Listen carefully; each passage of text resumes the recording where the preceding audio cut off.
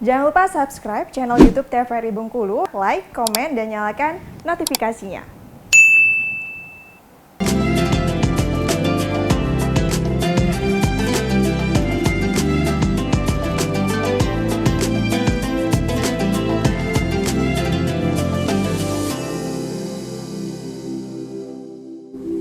Baik pemirsa, terima kasih Anda masih menyaksikan Mutiara Ramadan, masih bersama dengan Ustazah Bunga Yayan. Kita juga masih membahas mengenai sunnah-sunnah puasa dan tadi sudah membahas mengenai takjil. Nah, akan dilanjut takjil gitu ya, pakai ain. Makharajul huruf. Takjil. Oke. Boleh langsung dilanjutkan lagi Ustazah. Ya, makasih dah. Bismillah. Jadi pemirsa, kalau kita bicara tentang sunnah-sunnah, yang pertama adalah takjil. Takjil itu artinya menyegerakan berbuka, maksudnya bukan buka puasa jam 5 ya, tapi maksudnya kalau dengar azan segera pecahin puasa. Gitu. Ini suka salah kaprah. Kebiasaan kita kan ayo beli takjil tuh ya gorengan takjil. gitu. Ya. Dikirain takjil tuh makanannya Ustazah. Iya, bukan, artinya menyegerakan berbuka. Nah, jadi kalau udah dengar azan, kita udah batalin dulu puasanya gitu. Kemudian harus diingat bahwa kita harus berbeda dengan orang Syiah gitu, karena Syiah itu buka puasanya setelah sholat Isya. Mereka suka lama-lamain buka. Jadi kalau orang buka puasa maghrib dia Isya gitu, seininya aja gitu. Dan itu disengajain ya? Iya, sengajain Syiah ya. Itu yang harus kita hati-hati banget. Itu bedanya kita Muslim dengan Syiah ya. Oke. Kemudian buka puasanya apa? Apakah ada hadis yang menyebutkan berbuka dengan yang manis? Nggak ada. Itu iklan sirup. Ya. Katanya banyak yang bilang berbukalah dengan yang manis-manis, katanya gitu Ustazah. Maksudnya ada cewek manis gitu ya. Jadi berbuka itu bukan dengan yang manis, tapi hadisnya berbuka dengan kurma. Nah, jadi bedain manis dengan kurma, karena kurma ini berbeda loh dengan gula gitu. Betul. Ya, gula pasir. Kenapa? Karena kita boleh makan minum gula gitu ya pada saat kita buat takjil untuk buka puasa, untuk menyegerakan berbuka. Tetapi kita harus ingat bahwa sunnah itu berbuka dengan kurma. Nabi berbuka dengan kurma basah atau rutop itu kalau musim panas. Tapi kalau musim hujan beliau berbuka dengan tamer, kurma kering. Nah, ini sunnah. Tapi apakah boleh berbuka dengan makan sate ayam? Boleh. Langsung gaskeun, boleh, lapar, katanya Ustazah. Jadi Rasulullah SAW mengajarkan itu. Jadi pada saat Bismillahirrahmanirrahim kita minum dulu ya. Oke. Kita doa dulu, dhahaba zama'u wa batalatil uruq wa sabatul ajru, insyaallah. Baru setelah itu kita makan kurma. Gitu, ya. Kenapa kok pakai kurma sama rutop? Ternyata ini berhubungan dengan fikih zakat sebenarnya, ya. Karena zakat itu kalau di zaman Nabi itu dinilai dengan kurma. Oh, zakatnya. Iya, kurma. Kemudian takhiru asahuri, menterakhirkan sahur. Nah, Bunga pernah cerita ceramah di salah satu daerah di pedalaman lah, ibaratnya arah utara, terus ke situ lagi. Mereka sahurnya jam 2 subuh. Bunga dibangunin, Bunga bilang, "Bu, jam 2, Bu." Dijawab, "Iya, Za. Sini sahurnya jam 2. Nanti kalau udah sahur gimana? Tidur lagi." Astagfirullahaladzim. Nah, ini nggak sunnah ya pemirsa. Atau ada yang kalau orang Bengkulu ngomongnya puasa yang nggak pakai sahur. Itu nggak sunnah. Kecuali kalau emang waktunya udah mepet banget ya, kita nggak bisa makan sama sekali gitu ya. Nah, jadi jur'atan, jadi Nabi mengatakan bersahurlah walaupun cuma seteguk air. Karena keberkahan sahur itu. Sehingga kita makan sahur itu salah satu bentuk dari keberkahan. Jadi bukan karena capek bangun terus nyiapin makan terus udah deh kita sahur jam 12 malam aja terus kita tidur nanti sampai subuh. Ada juga yang begitu, jangan ya. Karena sunnahnya menterakhirkan sahur. Kapan itu? Perkiraan Bunga sih sekitaran jam 4.15 lah.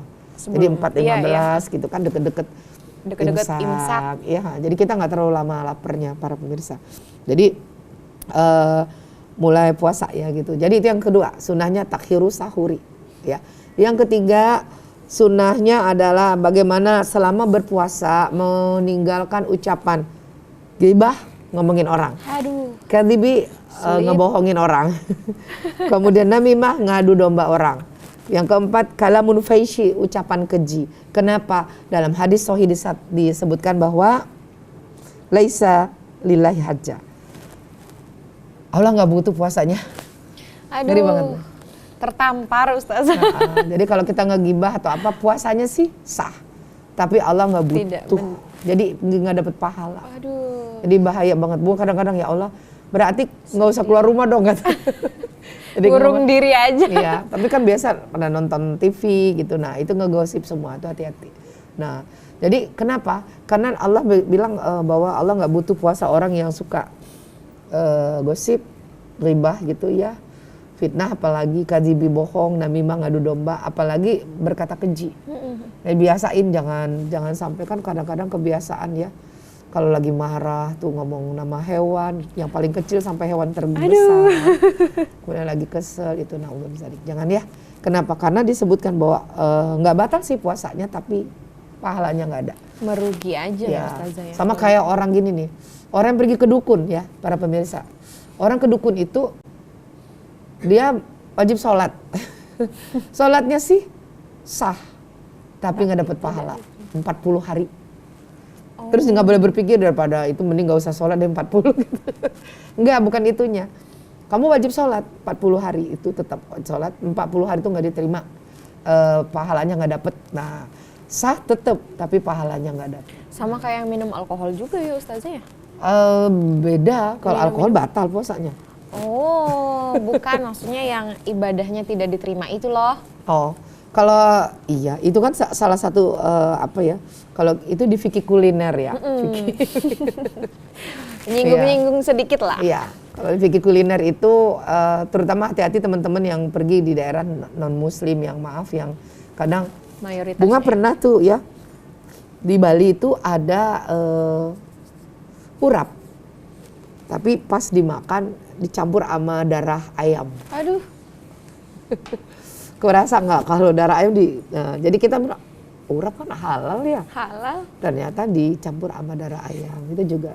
Terus harus hati-hati gitu. Jadi kalau kita di daerah-daerah yang mungkin kita tahu banyak orang yang mungkin makan yang tidak halal, alias misalnya kayak makan babi gitu ya, makan yang minuman keras dan minum itu ya, terus kayak tadi ya darah ayam dan lain-lain. Darah itu kan juga dibuat makanan gitu. Kita bawa makanan sendiri dah, ya. Iya. Mending Pernah masak kejadian, mie lah, iya. kadang beli mie aja bawa ke warung. mie. Anak kos udah bawa Anak mie. kos. Doyan mie. Ya, jadi itu ya sunah yang ini. Nah sekarang masuk ke pembatal. Iya. Kita masuk ke pembatal puasa nih. Ayo, Ya. pembatal puasa nih Ustazah. Ya, bismillah. Pembatal puasa itu ada 4. Pertama, melakukan hal yang membatalkan puasa tapi karena lupa. Nasyan ya.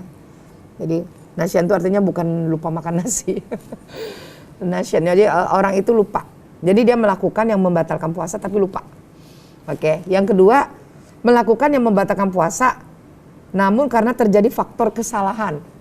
Misal dengar suara azan langsung makan, ternyata azan Jakarta. Iya, suka salah tuh sering Ustazah. Hele juga pernah Iya. salah. Pernah kan Allahu Akbar. Ada loh Allahu la ilaha illallah. Jadi, ya Allah ini ayat Sudah kursi tertipu bukan daya. azan. Nah, jadi harus hati-hati. Itu terjadi kesalahan dan itu menurut ulama tetap batal puasanya. Walaupun salah dengar. Tetap batal ya kan? Batal, harus Tidak dikodok. disengaja. Iya, tapi batal karena apa? Kelalaian. Pastiin dulu lah azan tuh, azan Jakarta apa. Kalau di Bengkulu kan beda sama azan Jakarta. Berarti Ya, batal ya Ustazah batal. ya? Jadi Walaupun harus ini. tidak disengaja juga batal, berarti Betul. jangan Dan lalai. hati-hati. Jadi kalau kita dengar suara azan tuh dipastiin dulu itu azan Bengkulu apa azan Jakarta. Terutama kalau teman-teman yang dari luar kota kan biasanya dia punya aplikasi itu ya. Nah, jadi kalau misalnya dia dari Jakarta, dia ada azan Jakarta. Pas di Bengkulu itu masih bunyi. Padahal itu sebenarnya belum azan kita, Bengkulu. Ya, itu ya, melakukan hal yang membatalkan puasa namun karena terjadi faktor kesalahan. Oke. Yang ketiga, melakukan hal-hal yang membatalkan puasa dan terjadi karena ada uzur atau keringanan yang dibolehkan. Nah, uzur itu apa? Pas lagi puasa tiba-tiba haid. Nah, haid ya. Iya, haid. Pernah kejadian tuh 2 hari puasa kemarin, ada ngechat. Zah, 5 menit lagi mau buka puasa. Tuh, empe-empe sama channel udah di meja. Mbak tuh ngerasa ada sesuatu yang keluar, tapi Mbak terusin aja puasanya. Nggak usah, nggak mau lihat-lihat. Jadi dia makan tuh pas buka. Setelah itu dia wudhu. Pas wudhu, dia baru ngelihat kalau dia lagi haid, baru dapat haid. Bunga bilang ngapain puasa? Perempuan haid itu tidak boleh puasa, tidak boleh sholat. Nggak dilihat juga, tetap batal. Oke, Ustazah, kita mau lanjut lagi sebenarnya apa kira-kira kalau haid kayak gitu batal apa enggak? Nah, tapi setelah jeda pariwara berikut ini tetap di Mutiara Ramadan.